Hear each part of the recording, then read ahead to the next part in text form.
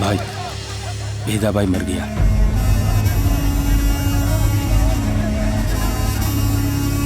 कल से बंबई मेरा है।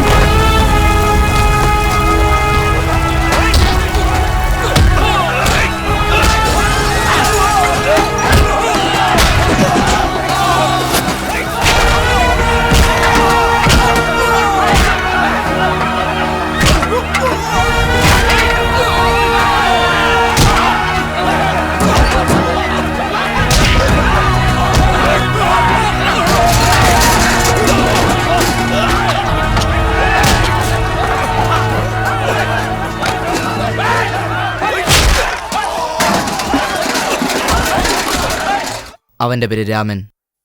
സ്വന്തം നാട് തിരുവമ്പാടി. ജീവിക്കാൻ വേണ്ടി മുംബൈയിലെത്തിയിരിക്കുകയാണ്. ഹാർബറിൽ കൂലിവേല ചെയ്യുന്നു.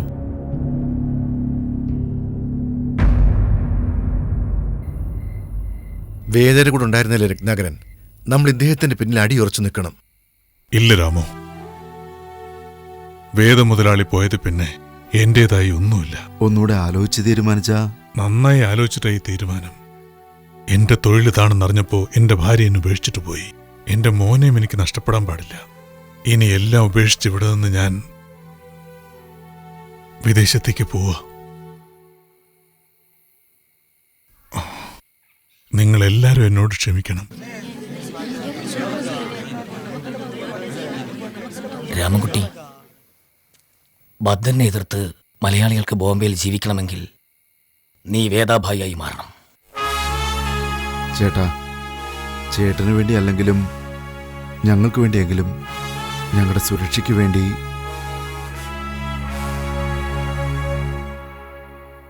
വേണ്ടെന്നേ. നമുക്ക് ചെന്നൈയിലേക്ക് പുറപ്പെട്ടാലോ? വിശ്വനെ കുറിച്ച് ഓർത്താണ് ഭയപ്പെടുന്നത്. അതുമാത്രമല്ല, നിങ്ങൾക്ക് എന്തെങ്കിലും ഒന്ന് വെറുതെ ആലോചിച്ച് തലപുണ്ണാക്കണ്ട.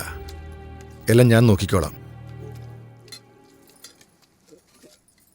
രാമേട്ടാ, രാമേട്ടാ, ഇതാ വരുന്നേ.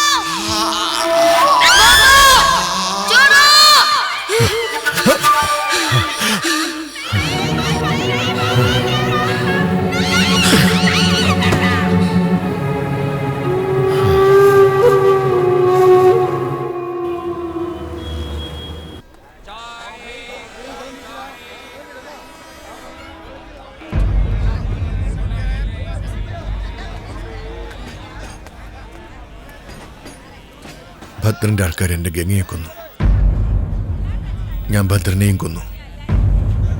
ഒരു പ്രാവശ്യം അവസരം ഒത്തുകിട്ടിയ ഒന്നുകിൽ രക്ഷിക്കും, അല്ലെങ്കിൽ തകർക്കും.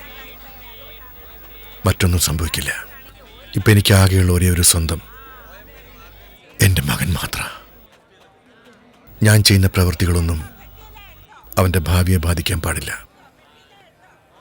വിശ്വനെ നീ കൂടെ കൊണ്ടുവയ്ക്കോ. അവൻ്റെ ജീവിതമെങ്കിലും നന്നായിരിക്കട്ടെ.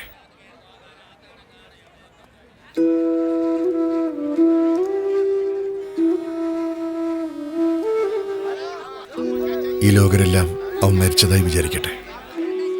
നീയും എൻ്റെ കൂടെ വാ. ഇവന് നീയുണ്ട്. പക്ഷെ ഇവിടുത്തെ ജനങ്ങൾക്ക്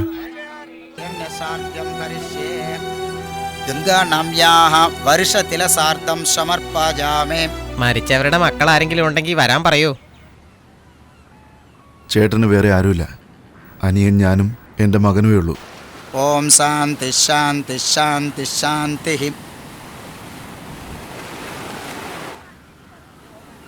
രാമു, നിങ്ങളെ കാണാൻ വക്കീൽ രാധാകൃഷ്ണൻ വന്നിരിക്കുന്നു.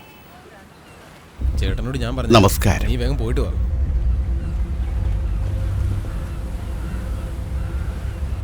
ഇന്നലെ കോർട്ടിലൊരു കേസ് നടന്നു. അക്യൂസ്ഡ് ഒരു സിനിമാ നടൻ. അവൻ്റെ വീട്ടിൽ ജോലി ചെയ്യുന്ന ഒരു പെണ്ണിനെ തീരെ ചെറുപ്പം, ഒരു 16 വയസ്സുണ്ടാവും, അവളുടെ ജീവിതം നശിപ്പിച്ചു. പാവം പെൺകുട്ടി. കോടതിയിൽ അവളും ന്യായത്തിനു വേണ്ടി വാദിച്ചു.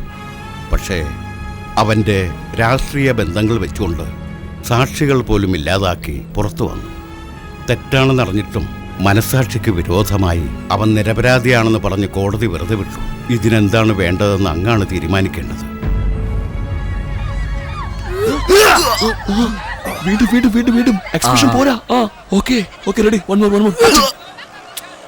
അങ്ങനെയല്ല, ഞാൻ കാണിച്ചു തരാം. മാറിക്ക.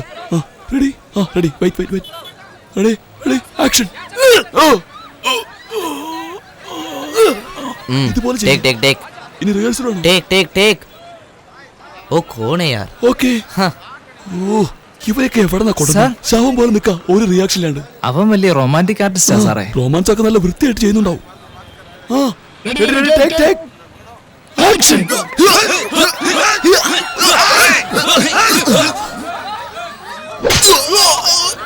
സൂപ്പർ.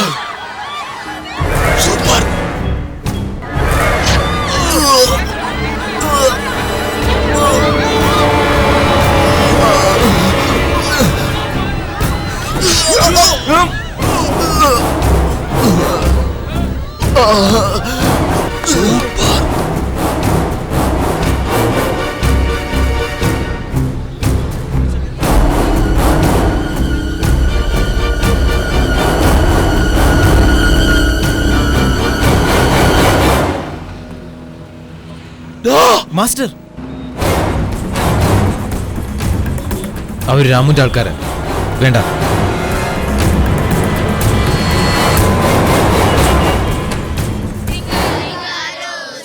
രാമു, ഇയാളാണ് കപൂർ പടത്തിന്റെ പ്രൊഡ്യൂസർ. നിങ്ങൾ ഷൂട്ടിംഗ് തുടങ്ങിയിട്ട് 10 ദിവസമായി. ഇതാ, ഇതിൽ നിങ്ങളെ ചെലവാക്കിയ മുഴുവൻ പണം കൊണ്ട് എടുത്തുള്ളൂ.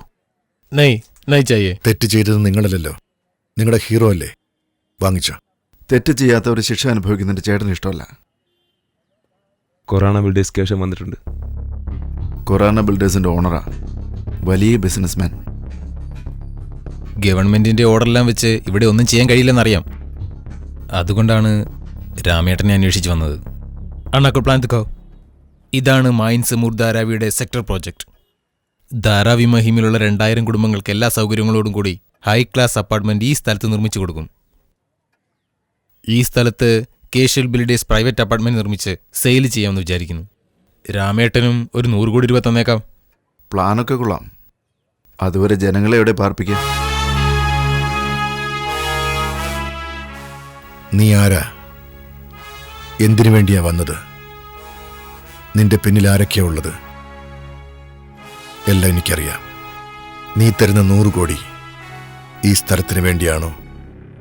ഇതിന്റെ തൊട്ടടുത്ത് കിടക്കുന്ന പോർട്ടിന് വേണ്ടിയാണോ? നിങ്ങൾ ഉദ്ദേശിക്കുന്നത് എന്റെ ജീവനുള്ളിടത്തോളം കാലം നടക്കില്ല. രാമേട്ട,